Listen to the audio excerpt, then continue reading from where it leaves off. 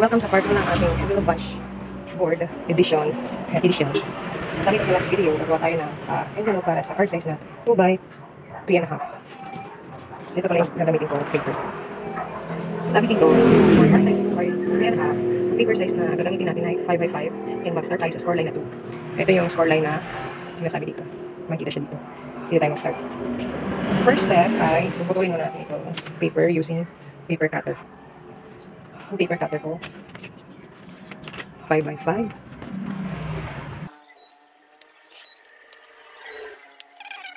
Road. Next step is lalagyan na siya natin dito. So sabi doon, mag-start tayo sa scoreline na 2. Tatapat natin siya sa 2. Then touch. And kunin pala natin yung score natin. Score natin. And then sa kabila nito, ito naman yung ilalagay, itatapan natin dito. Ganyan. Punch. Then score. Other side naman. Dito naman. 2. Punch. Then score. Dito naman sa other side. Punch.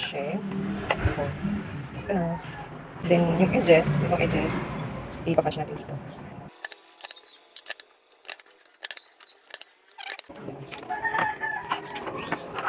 Then, hold on.